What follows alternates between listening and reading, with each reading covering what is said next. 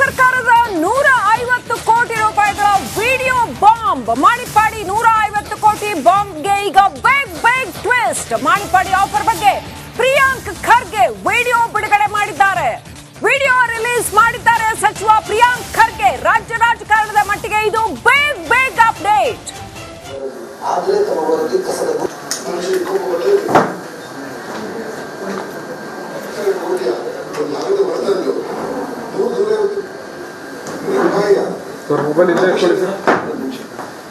ಸಹಜವಾಗಿ ನನ್ನಿಂದ ಮನುಷ್ಯನಿಗೆ ಕೋಪ ಬರಲೇಬೇಕು.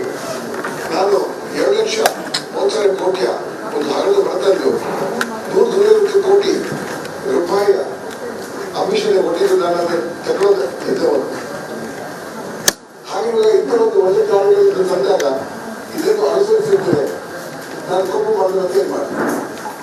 ರಾಜ್ಯದಲ್ಲಿ ಬಹಳಷ್ಟು ಚರ್ಚೆಗೆ ಗ್ರಾಸವಾಗಿತ್ತು ತಮ್ಮ ವರದಿ. ಆದರೆ ತಮ್ಮ ವರದಿ ಕಸದ ಬುಟ್ಟಿ ಸೇರಿದೆ ಎಂಬ ಆರೋಪ ಮಾಡಿದ್ದರು. ವಕ್ಫ್ ಆಸ್ತಿ ಭ್ರಷ್ಟಾಚಾರ ತನಿಖೆ ಬಿಡುವಂತೆ ಬಿಜೆಪಿಯಿಂದ ಕೋಟಿಗಟ್ಟಲೆ ಆಫರ್ ಅನ್ವರ್ ಮಾತನಾಡಿ ಪತ್ರಿಕೆನಲ್ಲಿ ಬಂದಿದೆ. ಕಾಂಗ್ರೆಸ್ ಇಟ್ಟೆಂಡ್ರನ್ನಲ್ಲ, ಜೂನ್ 27, 2022 ಎಲ್ಲ ರಿಪೋರ್ಟ್ ಓದಕ್ ಹೋಗಲ್ಲ, ಅವರು ಹೇಳಿಕೆ ಕೊಟ್ಟಿದ್ದಾರೆ ನೋಡಿ. ಅಲ್ಲದೆ ಯಡಿಯೂರಪ್ಪ ಹಾಗೂ ಅವರ ಪುತ್ರ ವಿಜೇಂದ್ರದಿಂದ ವಕ್ಫ್ ಆಸ್ತಿ ವಿಚಾರದಿಂದ ಹೊರಬರುವಂತೆ ಕೋಟ್ಯಾಂತರ ರೂಪಾಯಿಗಳ ಆಮಿಷ ಬಂದಿತ್ತು. ಆದರೆ ನಾನು ಯಾವುದೇ ಆಮಿಷಗಳಿಗೆ ಬಲಿಯಾಗದೆ ನನ್ನ ಸೈದ್ಧಾಂತಿಕ ವಿಚಾರಗಳ ಬಗ್ಗೆ ಅಚಲನಾಗಿದ್ದೇನೆ. ಮೀಡಿಯಾದಲ್ಲಿ ಬಂದಿದೆ. Minorities being harassed. Karnataka BJP spokesperson Anwar Manpadi scathing attack on own government. June 27th. In a letter to Karnataka Chief Minister Basavaraj Bommai and Home Minister Arga Gnanendra, Anwar questioned the government's failure to protect Waqf properties while pointing out that minorities were being harassed in various ways. You and the government, Anwar Manpadi ಹೇಳಿದ್ದಾರೆ, you and government have totally failed in protecting the Waqf properties to the tune of 4 lakh crores. The Waqf property scam report of mine on date of submission was to the tune of 2.3 lakh crores. He wrote in the letter. Anwar said the state government had failed to address the issues of minorities on all fronts and thus failed Prime Minister. ದಯವಿಟ್ಟು ನಿಮ್ಮ ಪಕ್ಷದ ಕಚೇರಿನ ನುಡುಕಿ. ಕಾಂಗ್ರೆಸ್ ನಮ್ಮ ಮೇಲೆ ಹಿಟ್ಟೆಂಡ್ರನ್ ಅಂತ ಹೇಳೋದು, ಹಿಟ್ಟೆಂಡ್ರನ್ ಎಲ್ಲೂ ಇಲ್ಲ. ಹಿಟ್ಟೆಂಡ್ರನ್ ಮಾಡ್ತಾ ಇರೋದು ನಿಮ್ಮ ಪಕ್ಷದವರು. ಈ ಹಿಟ್ಟಿಗೆ ಫಸ್ಟ್ ಉತ್ತರ ಕೊಡಿ. ನೀವು ಅವ್ರ ಆರೋಪ ಬಹಳ ಸ್ಪಷ್ಟವಾಗಿದೆ, ಬಹಳ ಗಂಭೀರವಾಗಿದೆ. ಅದು ಸ್ಪಷ್ಟವಾಗಿ ಹಾರಿಕೆ ಉತ್ತರ ಅಲ್ಲ. ಕುತ್ಕೊಂಡು ಕರೆಕ್ಟಾಗಿ ಕೊಡಿ, ನೋಡೋಣ. ಸರ್, ಈಗ ಸಿಬಿಐ ತನಿಖೆ ಸಿಎಂ ಆಗ್ರಹಿಸಿರುವಂಥದ್ದು. ನೀವು ಒಂದು ಪ್ರಮುಖ ಸ್ಥಾನದಲ್ಲಿ ಇರುವಂಥ ಹಿನ್ನೆಲೆಯಲ್ಲಿ ನೀವು ಯಾವ ತನಿಖೆ ಮಾಡ್ಬೇಕಂತ ಹೇಳ್ತೀರಾ? ಈ ಸಂಬಂಧಪಟ್ಟ ಗಂಭೀರ ಆರೋಪ ಬಂದಿರುತ್ತೆ ನೋಡಿ. ಸಿಬಿಐ ಬೇಕಾದ್ರೆ ಆಮೇಲೆ ನಾವು ವಹಿಸ್ತೀವಿ. ಮೊದಲೇ ಟೇಬಲ್ ಮಾಡಿರೋದು ಅದನ್ನು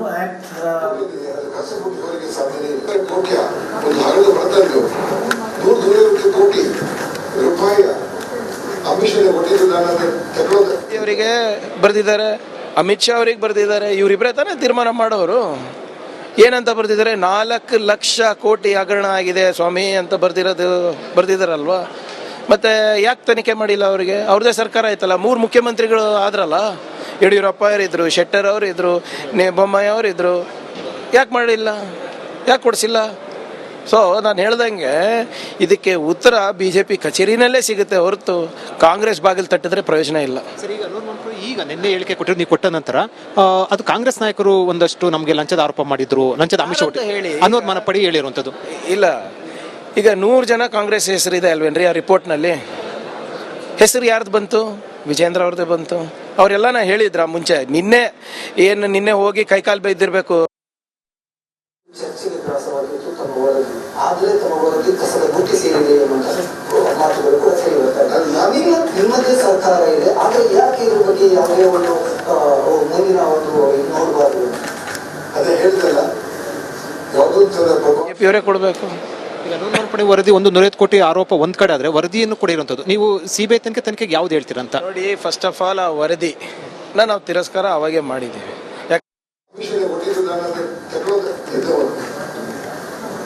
ಹಾಗೆಲ್ಲ ಇಂಥ ಒಂದು ಒಳ್ಳೆ ಕಾರ್ಯಗಳನ್ನು ತಂದಾಗ ಇದನ್ನು ಅನುಸರಿಸಿದರೆ ನಾನು ಕೋಪ ಮಾಡಿದ್ರೆ ಏನ್ ಮಾಡ್ತೀನಿ? ರಾಜ್ಯದಲ್ಲಿ ಬಹಳಷ್ಟು ಚರ್ಚೆಗೆ ಗ್ರಾಸವಾಗಿತ್ತು ತಮ್ಮ ವರದಿ.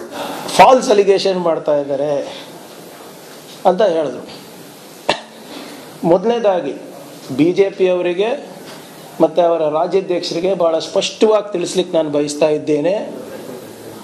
ಈ ಆರೋಪ ಕಾಂಗ್ರೆಸ್ನವರಾಗಲಿ, ಕಾಂಗ್ರೆಸ್ಸಿನ ಮುಖ್ಯಮಂತ್ರಿಗಳಾಗಲಿ, ಉಪಮುಖ್ಯಮಂತ್ರಿಗಳಾಗಲಿ ಅಥವಾ ನಾನಾಗಲಿ ಮಾಡಿಲ್ಲ. ಈ ಅಕ್ಯೂಸಿಷನ್ನು, ಈ ಅಲಿಗೇಷನ್ನು ಮಾಡಿರೋದು ನಿಮ್ಮ ಪಕ್ಷದ ಪ್ರಮುಖ ವಕ್ತಾರರು ಮತ್ತು ನೀವು ಅಪಾಯಿಂಟ್ ಮಾಡಿದಂಥ ಅಧ್ಯಕ್ಷರು, ಅಲ್ಪಸಂಖ್ಯಾತರ ಆಯೋಗದ ಅಧ್ಯಕ್ಷರು ಅನ್ವರ್ ಮಾನ್ಪಡೆ ಅವರು. ಅವ್ರು ಯಾವ ಪಾರ್ಟಿದವರು? ಅವ್ರು ಕಾಂಗ್ರೆಸ್ನವರ? ಇಲ್ಲ, ರೂಲ್ ಪ್ರಕಾರ ಮಾಡಿಲ್ಲ ಅಂತ ವಿರೋಧ ಪಕ್ಷದ ನಾಯಕರು. It's already in public domain. ನಾನು ಹೊಸದಾಗಿ ಏನಾದರೂ ಹೇಳ್ತಾ ಇದ್ರೆ ನಾನು ಹೌದಪ್ಪ ನಾವು ಮಾಡಿ ನಾನು ಪರ್ಮಿಷನ್ ತಗೋಬೇಕು, ಅದು ಇದು ಮಾಡಬೇಕು, I have to place the documents. I am merely quoting what is already in the press. ನೀವು ಏನು ಪ್ರಸಾರ ಮಾಡಿದ್ದೀರಾ, ನೀವೇನು ಈಗ ಹೇಳಿದ್ದು ಅನ್ವರ್ ಮಾನ್ಪಾಡಿ, ಗನ್ಮ್ಯಾನ್ ಇಟ್ಕೊಂಡು ಓಡೋಗಿದ್ದು ವಿಜೇಂದ್ರ. ಆನ್ ದ ರೆಕಾರ್ಡ್ ಹೇಳ್ತಾ ಇರೋದು ವಿಜೇಂದ್ರ ಅವರು ಓಡೋದ್ರು ಅಂತ. ಅವ್ರಿಗೆ ಪ್ರಶ್ನೆ ಕೇಳಲಾರ್ದೆ ನನಗೆ ಪ್ರಶ್ನೆ ಕೇಳಿದ್ರೆ ಹೇಗೆ? ಸರ್ಕಾರದಲ್ಲಿ ಇದು ಬಹಿರಂಗವಾಗಿ ಮೊನ್ನೆ ಚರ್ಚೆಗೆ ಬಂದಿದೆ. ನೋಡೋಣ, we will discuss and do. But ಪದೇ ಪದೇ ಅನ್ವರ್ ಮಾನ್ಪಾಡಿ ಅವರು ವಿಜೇಂದ್ರ ಅವ್ರ ಹೆಸರು ತಗೊಂಡಿದಾರಲ್ಲ, ಅದು ಯಾಕೆ ಅಂತ ಫಸ್ಟ್ ಅವ್ರು ಸ್ಪಷ್ಟೀಕರಣ ಕೊಡ್ಲಿ. ಅದಾದ್ಮೇಲೆ ತನಿಖೆ ಮಾಡ್ಬೇಕಾ ಬಿಡ್ಬೇಕಾ ನೋಡೋಣ. ಈ ಪ್ರಾಥಮಿಕ ತನಿಖೆಯನ್ನು ಮಾಡ್ಬೇಕಂದ್ರೆ ಗೃಹ ಸಚಿವರು ಮನವಿ ಮಾಡ್ತೀರಾ? ನೋಡೋಣ, ಇವ್ರು ಏನು ಹೇಳ್ತಾರೆ. ವಿಜೇಂದ್ರ ಅವರು ಇನ್ನೂ ಸರಿಯಾಗಿ ಉತ್ತರನೇ ಕೊಟ್ಟಿಲ್ಲ ಅಲ್ಲ. Priyank Kharge is not the answer. ಹೌದಾ ಇಲ್ಲ? ಇದಕ್ಕೆ CBI ತನಿಖೆ ಕೊಡ್ಲಿ, ನಾವು ರೆಡಿ ಇದೀವಿ ಅಂತ ಹೇಳಿದ್ರು. ಯಾಕೆ ಕೊಟ್ಟಿಲ್ಲ ಅಂತ? ಅಲ್ಲ, ನೀವು ಮುಖ್ಯಮಂತ್ರಿಗಳು ಆರೋಪ ಮಾಡಿರೋದು, ಮುಖ್ಯಮಂತ್ರಿಗಳು ಹೇಳಿಕೆ ಕೊಟ್ಟಿರುವಂತ ಹಿನ್ನೆಲೆಯಲ್ಲಿ CBI ತನಿಖೆ ಕೊಡ್ಲಿ ಅಂತ ಹೇಳ್ತಾ ಇದ್ದಾರೆ. ಈಗ ನಾವು ಫಸ್ಟ್ ಇನ್ವೆಸ್ಟಿಗೇಷನ್ ಮಾಡಿ ಒಳ್ಳೆ ಫೌಂಡೇಶನ್ ಹಾಕೋಣ. ಯಾಕೆ ಅರ್ಜೆಂಟು CBIಗೆ, ವಿಜೇಂದ್ರ ಅವರಿಗೆ? ಫಸ್ಟು ಸಿಂಪಲ್ ಇದೆ ಸರ್. CBI ಬಿಟ್ಬಿಡಿ, SIT ಬಿಟ್ಬಿಡಿ, COD ಬಿಟ್ಬಿಡಿ. ಅನ್ವರ್ ಮಾನ್ಪಾಡಿ ಅವರ ಹೇಳಿಕೆಗೆ ನಿಮ್ಮ ಉತ್ತರ, ಸ್ಪಷ್ಟವಾದಂಥ ಉತ್ತರ ಏನು? ಅವರು ಇವಾಗ ಡಿನೈ ಮಾಡಿದಾರೆ ಅಂತ ಅಷ್ಟೇ ಹೇಳ್ತಾ ಇದ್ರಲ್ಲ. 4 ಬಲ್ಲ 10 ಸರಿ ಹೇಳಿದ್ದಾರೆ ನೀವು ಅವರಿಗೆ ಲಂಚದ ಆಮಿಷ ಕೊಟ್ಟಿದ್ದೀರಾ ಅಂತ. ಒಂದು ಶೋಕಾಸ್ ನೋಟಿಸ್ ತೋರಿಸ್ಬಿಡಿ ನನಗೆ. ಹಿಂಗೆ ಹೇಳಿದ ತಕ್ಷಣ ನಾವು ಕೊಟ್ಟಿದ್ದೀವಿ, ಒಂದು ಶೋಕಾಸ್ ನೋಟಿಸ್ ತೋರಿಸ್ಲಿ. ಅದಾದ್ಮೇಲೆ ಮುಂದಿನ ಚರ್ಚೆ ಮಾಡೋಣ. ಅನ್ವರ್ ಮಾನ್ಪಾಡಿ ವರದಿ ಆಗ ಹೇಳಿಕೆಯನ್ನು ಒಪ್ಪೋದಾದ ಕಾಂಗ್ರೆಸ್, ಈಗ ಹೇಳಿಕೆ ಉಲ್ಟಾ ಕೊಟ್ಟಿರುವಂಥದ್ದು ಹೇಳಿಕೆ. ಇದರಲ್ಲಿ ಕಾಂಗ್ರೆಸ್ ಅಂದ್ರೆ ಯಾವ ಹೇಳಿಕೆಯನ್ನು ಒಪ್ಪಬೇಕು ಅಂತ ಹೇಳಿದ್ದೀರಲ್ಲ. ನಿನ್ನೆ ರಾತ್ರಿ ಹೋಗಿ ಕೈಕಾಲು ಬಿದ್ದಿರಬೇಕು BJP ನಾಯಕರೆಲ್ಲರೂ. ಪಕ್ಷದ ಮರ್ಯಾದೆ ಹೋಗ್ತಾ ಇದಪ್ಪ, ಇದೆಲ್ಲ ಡಬಲ್ ಸ್ಟ್ಯಾಂಡರ್ಡ್ ಆಗಿಬಿಡ್ತದೆ ನಮ್ಮದು, ದಯವಿಟ್ಟು ಏನಾದರೂ ಹೇಳು ಅಂತ ಹೇಳಿಕೆ ಅದಕ್ಕೆ ಹೇಳಿದ್ರು. ನೆನಪಿಲ್ಲ ಅಂತ ಹೇಳಿದ್ದಾರೆ. ಅನ್ವರ್ ಮಾನ್ಪಾಡಿ ಅವರು ಸಾವಿರಾರು ಪುಟದ ವರದಿ, ಪ್ರತಿಯೊಂದು ಪೇಜ್ ನೆನಪಿದೆ. ಯಾವ ಸರ್ವೆ ನಂಬರಲ್ಲಿ ಹುಡ್ಕೊಂಡಿದ್ದಾರೆ ಅಂತ ನೆನಪಿದೆ. ಆದರೆ ವಿಜೇಂದ್ರ ಅವ್ರು ಬಂದು ಭೇಟಿಯಾಗಿರೋದು ನೆನಪಿಲ್ಲ ಅಂತ ಹೇಳ್ತಾ ಇದ್ದಾರಲ್ಲ, ಅದು ನಂಬಕ್ಕಾಗ್ತದ? ಏನೇ ಇರಲಿ, ಅವ್ರು ಅಂದಿನ ಹೇಳಿಕೆ ನಿಜಾನ, ಇವತ್ತಿಂದ ನಿಜಾನ ಅಂದ್ಬಿಟ್ಟು ಅದನ್ನೂ ಸ್ಪಷ್ಟವಾಗಿ ಹೇಳಿ. ಅವಾಗ ಯಾಕೆ ಹೇಳಿದ್ರು ಮತ್ತೆ ಈಗ ಯಾಕೆ ಹೇಳ್ತಾ ಇದ್ದಾರೆ? ನಂದು ಒಂದೇ ಸಮಸ್ಯೆ ಏನು ಅಂದರೆ ಸರ್, ತಾವು ಎಲ್ಲರೂ ಕೂಡ ನನಗೆ ಪ್ರಶ್ನೆ ಮಾಡೋದು ಬಿಟ್ಟು ಅವರಿಬ್ರಿಗೆ ಪ್ರಶ್ನೆ ಮಾಡಿದ್ರೆ ಒಳ್ಳೆಯದು. ಜರ್ನಲಿಸ್ಟ್ ಮತ್ತು ಕಾಮನ್ ಪೀಪಲ್ ಆಗಿ ಕುತೂಹಲ ಜೊತೆಗೆ ಒಂದು ಇಂಟ್ರೆಸ್ಟಿಂಗ್ ಮಹತ್ವ ಪಡ್ಕೊಂಡು, ಯಾಕಂದ್ರೆ ಒಂದು ವಕ್ಫಾಸ್ತಿ ವರದಿ ಕಬಳಿಕೆ ಇದೆ, ಅದು ಕೂಡ ಮಹತ್ವ. ಮತ್ತೊಂದು ಕಡೆ ಲಂಚದ ಆರೋಪ ಮಾಡೋದು, ಅದು ಕೂಡ ಮಹತ್ವ ಇರುವಂಥದ್ದು. ನೀವು ಎರಡು ಹೇಳಿಕೆಯನ್ನು ಎರಡು ಕೂಡ ಒಟ್ಟಾಗಿ ತೆಗೆದುಕೊಳ್ಬೇಕಲ್ವಾ ಕಾಂಗ್ರೆಸ್ ಅಥವಾ ನೀವು? ನೋಡಿ, ವರದಿ ನಾವು ಆಗಲೇ ತಿರಸ್ಕಾರ ಮಾಡಿದ್ವಿ. ಅಂದರೆ ಕಾಂಗ್ರೆಸ್ ಒಪ್ಪಲ್ಲ ಅಂತಲೇ ಹೇಳಿದ್ದೀವಲ್ಲ. ಕಮಿಟಿ ಅವರ ಅಧ್ಯಕ್ಷರು ಒಬ್ಬರೇ ಅದಕ್ಕೆ ಮಾಡಿರೋದು, ಯಾವುದೇ ಪುರಾವೆ ಇರಲಾರ್ದೆ ಅವ್ರು ಮಾಡಿರೋದು. ಬಿಜೆಪಿ ಕಾಂಗ್ರೆಸ್ನ ನಡುವೆ 150 ಕೋಟಿ ಆಮಿಷವಾರ್. ಬಿಜೆಪಿ ಅನ್ವರ್ ವಿರುದ್ಧ ಪ್ರಿಯಾಂಕ್ ವಿಡಿಯೋ ಬಾಂಬ್ ಅನ್ನು ಸಿಡಿಸಿದ್ದಾರೆ. ಅನ್ವರ್ ಹಳೆಯ ಹೇಳಿಕೆಯ ವಿಡಿಯೋನ ಪ್ರಿಯಾಂಕ್ ಖರ್ಗೆ ಬಿಡುಗಡೆ ಮಾಡಿದ್ದಾರೆ. ಮಾಣಿಪ್ಪಾಡಿ ಹೇಳಿಕೆಯನ್ನೇ ಕೋಟ್ ಮಾಡಿ ಟಾಂಗ್ ಕೊಡುವ ಕೆಲಸಕ್ಕೂ ಕೂಡ ಮುಂದಾಗಿದ್ದಾರೆ. 150 ಕೋಟಿ ರೂಪಾಯಿ. ಅನ್ವರ್ ಹಾಗೇನೆ ಬಿಜೆಪಿಯ ವಿರುದ್ಧ ಸಚಿವ ಪ್ರಿಯಾಂಕ್ ಖರ್ಗೆ ಗಂಭೀರ ಆರೋಪವನ್ನ ಮಾಡಿದ್ದಲ್ಲದೆ ಆ ಅನ್ವರ್ ಮಾಣಿಪ್ಪಾಡಿಯ ವಿಡಿಯೋನು ಕೂಡ ರಿಲೀಸ್ ಮಾಡಿದ್ದಾರೆ ಪ್ರೆಸ್ ಮೀಟ್ ಅಲ್ಲಿ.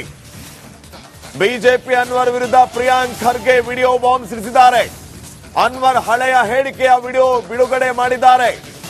ಮಾಣಿಪ್ಪಾಡಿ ಹೇಳಿಕೆಯನ್ನೇ ಕೋಟ್ ಮಾಡಿ ಈಗ ಟಾಂಗ್ ಕೊಡುವ ಕೆಲಸ ಪ್ರಿಯಾಂಕ್ ಖರ್ಗೆ ಅವರಿಂದ.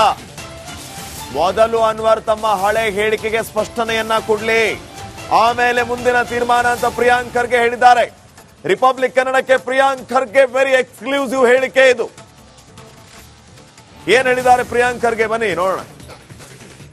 ಸರ್ಕಾರಕ್ಕೆ ಮಾಹಿತಿ ಇರಲಾರದೆ ಮಾತನಾಡ್ತಾ ಇದ್ದಾರೆ, ಸಚಿವರು ಇಲ್ಲದ ಸಲ್ಲದ ಆರೋಪ ಮಾಡ್ತಾ ಇದ್ದಾರೆ, ನನ್ನ ಮೇಲೆ ಫಾಲ್ಸ್ ಅಲಿಗೇಷನ್ ಮಾಡ್ತಾ ಇದ್ದಾರೆ ಅಂತ ಹೇಳಿದ್ರು. ಮೊದಲನೇದಾಗಿ BJP ಅವರಿಗೆ ಮತ್ತು ಅವರ ರಾಜ್ಯಾಧ್ಯಕ್ಷರಿಗೆ ಭಾಳ ಸ್ಪಷ್ಟವಾಗಿ ತಿಳಿಸ್ಲಿಕ್ಕೆ ನಾನು ಬಯಸ್ತಾ ಇದ್ದೇನೆ, ಈ ಆರೋಪ ಕಾಂಗ್ರೆಸ್ನವರಾಗಲಿ, ಕಾಂಗ್ರೆಸ್ಸಿನ ಮುಖ್ಯಮಂತ್ರಿಗಳಾಗಲಿ, ಉಪಮುಖ್ಯಮಂತ್ರಿಗಳಾಗಲಿ ಅಥವಾ ನಾನಾಗಲಿ ಮಾಡಿಲ್ಲ. ಈ ಅಕ್ಯೂಸಿಷನ್ನು, ಈ ಅಲಿಗೇಷನ್ನು ಮಾಡಿರೋದು ನಿಮ್ಮ ಪಕ್ಷದ ಪ್ರಮುಖ ವಕ್ತಾರರು ಮತ್ತು ನೀವು ಅಪಾಯಿಂಟ್ ಮಾಡಿದಂಥ ಅಧ್ಯಕ್ಷರು, ಅಲ್ಪಸಂಖ್ಯಾತರ ಆಯೋಗದ ಅಧ್ಯಕ್ಷರು ಅನ್ವರ್ ಮಾನ್ಪಡೆ ಅವರು. ಅವ್ರು ಯಾವ ಪಾರ್ಟಿದವರು? ಅವ್ರು ಕಾಂಗ್ರೆಸ್ನವರ? ಇಲ್ಲ, ರೂಲ್ ಪ್ರಕಾರ ಮಾಡಿಲ್ಲ ಅಂತ ವಿರೋಧ ಪಕ್ಷದ ನಾಯಕರು. It's already in public domain. ನಾನು ಹೊಸದಾಗಿ ಏನಾದರೂ ಹೇಳ್ತಾ ಇದ್ದರೆ ನಾನು ಹೌದಪ್ಪ ನಾವು ಮಾಡಿ ನಾನು ಪರ್ಮಿಷನ್ ತಗೋಬೇಕು, ಅದು ಇದು ಮಾಡಬೇಕು, I have to place the documents. I am merely quoting what is already in the press. ನೀವು ಏನು ಪ್ರಸಾರ ಮಾಡಿದ್ದೀರಾ, ನೀವೇನು ಮುದ್ರಣೆ ಮಾಡಿದ್ದೀರಾ, ಅದನ್ನೇ ನಾನು ಉಲ್ಲೇಖಿಸ್ತಾ ಇರೋದು. ಅದು ಬಹುಶಃ ಅವರಿಗೆ ನೆನಪೋಗಿರಬೇಕು, BJP ಅವರಿಗೆ ಇಂಥ ಅಲಿಗೇಷನ್ ಆಗಿತ್ತು ಅಂತ. ನಾವು ಒಂದು 30 ಸೆಕೆಂಡ್ದು ಒಂದು 4 ವಿಡಿಯೋಗಳನ್ನು ತಮ್ಮ ಮುಂದೆ ಪ್ರಸ್ತಾಪ ಮಾಡ್ತೀನಿ. ಅದಾದಮೇಲೆ ತಾವೇ ತೀರ್ಮಾನ ತಗೊಳ್ಳಿ. ಆಮೇಲೆ ಇದೆಲ್ಲನೂ ಕೂಡ ಯಾವುದೋ ಒಂದು ಯಾವುದು ಫೇಸ್ಬುಕ್ನಲ್ಲಿ ಹಾಕಿದ್ದು ಅಥವಾ ಯಾರೋ ಒಬ್ಬ ಯೂಟ್ಯೂಬರ್ ಹಾಕಿದ್ದು ಅಥವಾ ಯಾವುದೋ ಒಂದು ಮೊಬೈಲಲ್ಲಿ ಶೂಟಿಂಗ್ ಮಾಡಿರೋದಂತ ಅಲ್ಲ. ಇದು ಪ್ರತಿಷ್ಠಿತ ಚಾನೆಲ್ಗಳಲ್ಲಿ ಬಂದಿರೋದು. ಪ್ರತಿಷ್ಠಿತ ಚಾನೆಲ್ಗಳಿಗೆ ಸಂವಾದವನ್ನು ಇವರು ನೀಡಿರೋದು. ಕೆಲವು ಅಂಶಗಳನ್ನು ಹೇಳ್ತೀವಿ, ದಯವಿಟ್ಟು ತಮ್ಮ ಹಿಂದಿನಂತೆ ತಮ್ಮ ಸಹಕಾರ ಸಹನೆ ಇರಲಿ. ಸರ್ಕಾರಕ್ಕೆ ಮಾಹಿತಿ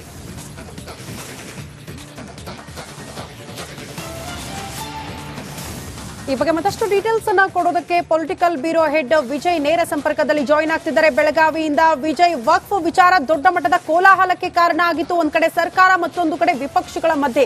ಆದ್ರೆ ಮಾಣಿಪಾಡಿ ಅವರ ಹೇಳಿಕೆ ದೊಡ್ಡ ಮಟ್ಟದ ಟ್ವಿಸ್ಟ್ ಸಿಗಬಹುದು ಅಂತ ನಿರೀಕ್ಷೆ ಇತ್ತು. ಈಗ ಪ್ರಿಯಾಂಕ್ ಖರ್ಗೆ ಅವರ ಒಂದು ವಿಡಿಯೋ ರಿಲೀಸ್ ಯಾವ ರೀತಿ ಸಂಚಲನ ಸೃಷ್ಟಿಯಾಗಬಹುದು ರಾಜ್ಯ ರಾಜಕೀಯದಲ್ಲಿ?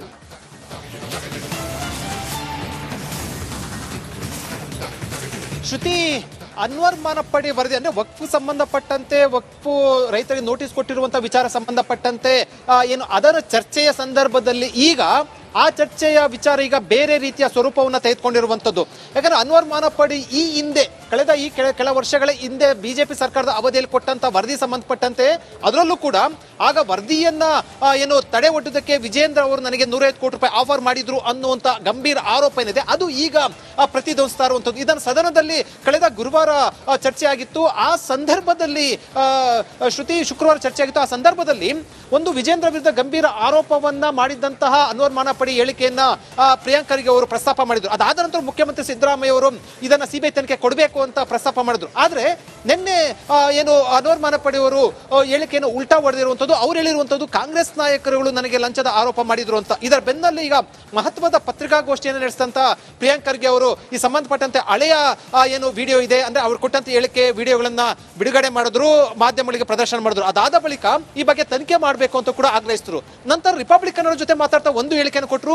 ಹಿಂದೆ ಮುಖ್ಯಮಂತ್ರಿ ಸಿದ್ದರಾಮಯ್ಯ ಮತ್ತು ಗೃಹ ಸಚಿವ ಪರಮೇಶ್ವರ್ ಬಳಿ ನಾನು ಮಾತಾಡ್ತೀನಿ, ಇದರ ಬಗ್ಗೆ ಸಂಬಂಧಪಟ್ಟಂತೆ ತನಿಖೆ ಮಾಡಬೇಕು, ಪ್ರಾಥಮಿಕ ತನಿಖೆ ಮಾಡಬೇಕು ಅಂತ ಮನವಿ ಮಾಡ್ತೀನಿ ಅಂತ ಹೇಳಿರುವಂತದ್ದು. ಈಗ ಪ್ರಶ್ನೆ ಉದ್ಭವ ಆಗಿರುವಂತದ್ದು, ಈಗ ಏನು ಅನ್ವರ್ ಮಾನಪ್ಪಡಿ ಹೇಳಿಕೆ ಹಿನ್ನೆಲೆಯಲ್ಲಿ ಈಗ ತನಿಖೆ ಮಾಡ್ತಾರ ಸರ್ಕಾರ, ತನಿಖೆ ಮಾಡುವಂತ ಸಂಬಂಧಪಟ್ಟಂತೆ ಸಾಧ್ಯತೆ ಇರುವಂತದ್ದು. ಮತ್ತೊಮ್ಮೆ ವಿಜೇಂದ್ರ ಅವರಿಗೆ ಏನು ಸಂಕಷ್ಟ ಎದುರಾಗುತ್ತಾ, ಜೊತೆಗೆ ಮಾನಪ್ಪಡಿ ಹೇಳಿಕೆ ಕೊಟ್ಟಿರುವಂತ ಹಿನ್ನೆಲೆಯಲ್ಲಿ ಅವನ್ನ ವಿಚಾರಣೆಗೆ ಕರೆದು ವಿಚಾರಣೆ ಮಾಡ್ತಾರಾ, ಒಂದಷ್ಟು ಕುತೂಹಲ ಕೆಡಿಸಿರುವಂತದ್ದು. ಯಾಕೆಂದ್ರೆ ಪ್ರಿಯಾಂಕ್ ಖರ್ಗೆ ಕೊಟ್ಟಿರುವಂತಹ ಹೇಳಿಕೆ ಮತ್ತು ಅವರು ಕೊಟ್ಟಿರುವಂತಹ ಹೇಳಿಕೆ ಹಿನ್ನೆಲೆಯಲ್ಲಿ ಇದು ಸಾಕಷ್ಟು ಮಹತ್ವವನ್ನು ಪಡೆದುಕೊಂಡಿರುವಂಥದ್ದು ಮತ್ತು ಸರ್ಕಾರದಲ್ಲಿ ಪ್ರಭಾವಿ ಸಚಿವರಾಗಿರುವಂತಹ ಹಿನ್ನೆಲೆಯಲ್ಲಿ ಇದನ್ನ ಸಾಕಷ್ಟು ಗಂಭೀರವಾಗಿ ತೆಗೆದುಕೊಂಡಿರುವಂಥದ್ದು.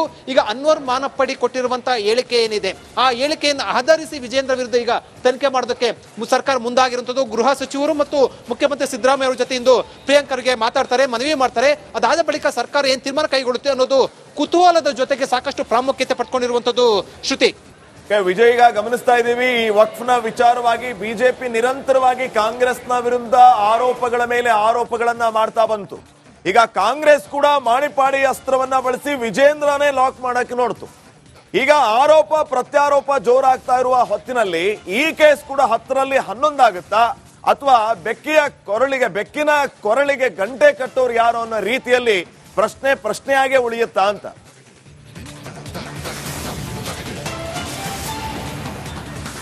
ಶ್ರೀಪಾದ್, ಸಿಬಿಐಗೆ ತನಿಖೆ ಕೊಡುವ ಸಂಬಂಧಪಟ್ಟಂತೆ ಮುಖ್ಯಮಂತ್ರಿ ಖುದ್ದು ಸಿದ್ದರಾಮಯ್ಯ ಅವರೇ ಟ್ವೀಟ್ ಅನ್ನು ಮಾಡಿ ಹೇಳಿಕೆಯನ್ನು ಕೊಟ್ಟಿರುವಂತಹ ಹಿನ್ನೆಲೆಯಲ್ಲಿ ಪ್ರಶ್ನೆ ಉದ್ಭವ ಒಂದು ಸಿಬಿಐ ಕೊಡುವಂಥದ್ದು ಯಾರು? ಒಂದು ಸರ್ಕಾರ ನೇರವಾಗಿ ಸಿಬಿಐ ಕೊಡುವಂಥದ್ದು. ಸಿಬಿಐ ಕೇಳಿದ ತಕ್ಷಣ ಏನು ಸರ್ಕಾರ ಕೊಡಬೇಕಾಗಿಲ್ಲ. ಆದ್ರೆ ಸಿಬಿಐ ಕೊಡಬೇಕಾಗಿರುವಂಥ ಒಂದು ಕೋರ್ಟ್ ನಿರ್ದೇಶನ ಇರಬೇಕು, ಇಲ್ಲಾಂದ್ರೆ ರಾಜ್ಯ ಸರ್ಕಾರ ಸ್ವಯಂ ಪ್ರೇರಿತವಾಗಿ ಸರ್ಕಾರ ತನಿಖೆ ಕೊಡಬೇಕು ಅಂತ ಸಿಬಿಐಗೆ ಏನೋ ಒಂದು ಮನವಿಯನ್ನ ಅಥವಾ ಶಿಫಾರಸನ್ನ ಅಥವಾ ಏನು ಆ ಪತ್ರವನ್ನ ಕಳಿಸ್ಬೇಕು. ಆಗ ಮಾತ್ರ ಸಿಬಿಐ ತನಿಖೆ ಆಗುವಂಥದ್ದು. ಏಕೆ ಸಿಬಿಐ ತನಿಖೆ ನಡೆಸುತ್ತಂದ್ರೆ ಅದನ್ನ ಸರ್ಕಾರ ಕೂಡ ಒಪ್ಪೋದಿಲ್ಲ. ಅದು ಈಗ ಕಾಂಗ್ರೆಸ್ ಸಿಬಿಐ ತನಿಖೆ ಕೊಡಬೇಕು ಅಂತ ಹೇಳಿ ಅಂದ್ರೆ ಖುದ್ದು ಮುಖ್ಯಮಂತ್ರಿ ಸಿದ್ದರಾಮಯ್ಯ ಸಿಬಿಐ ತನಿಖೆ ಕೊಡಬೇಕು ಅಂತ ಹೇಳಿ ಒಂದು ರೀತಿಯಲ್ಲಿ ಇಕ್ಕಟ್ಟಿಗೆ ಸಿಲುಕಿದ್ರಂತ. ಯಾಕೆ ಇಕ್ಕಟ್ಟಿಗೆ ಅಂದ್ರೆ ಈಗ ಸಿಬಿಐ ತನಿಖೆ ಕೊಡಬೇಕು ಈ ಒಂದು ಆರೋಪವನ್ನಂತ ಹೇಳಿರುವಂಥದ್ದು. ಆದ್ರೆ ಈಗ ನಿನ್ನೆ ಅನ್ವರ್ ಮಾನಪ್ಪಡಿ ಅವರು ಈಗ ದಿಢೀರನೆ ಉಲ್ಟಾಗಿ ಹೇಳಿಕೆ ಕೊಟ್ಟ ಹಿನ್ನೆಲೆಯಲ್ಲಿ ಕಾಂಗ್ರೆಸ್ನವರು ನನಗೆ ಲಂಚದ ಆಮಿಷ ಒಡ್ಡಿದ್ರು ಅಂತ ಹೇಳಿಕೆ ಕೊಟ್ಟ ಹಿನ್ನೆಲೆಯಲ್ಲಿ ಬಿಜೆಪಿ ಅವರಿಗೆ ಆಗ್ರಹ ವ್ಯಕ್ತಪಡಿಸೋದು, ಖುದ್ದು ವಿಜೇಂದ್ರ ಆಗ್ರಹ ವ್ಯಕ್ತಪಡಿಸಿರುವಂಥದ್ದು ಸಿಬಿಐ ತನಿಖೆ ಕೊಡ್ಲಿ ಅಂತ. ಈಗ ಮುಖ್ಯಮಂತ್ರಿ ಸಿದ್ದರಾಮಯ್ಯ ಅವರು ಸಿಬಿಐ ತನಿಖೆ ಕೊಡ್ತಾರಾ ಅಥವಾ ರಾಜ್ಯ ಸರ್ಕಾರ ಸಿಬಿಐ ತನಿಖೆ ಕೊಡುತ್ತಾ ಅನ್ನುವಂಥದ್ದು ಒಟ್ಟಾರೆ ಒಂದಷ್ಟು ಕಾಂಗ್ರೆಸ್ ಬಿಜೆಪಿ ನಡುವಿನ ವಾಕ್ಸಮರಕ್ಕೆ ಒಂದು ರಾಜಕೀಯ ಜಟಾಪಟಿಗೆ ಇದು ಕಾರಣ ಆಗಿರುವಂಥದ್ದು. ವಿಜಯ್ ಮಾಹಿತಿಗಾಗಿ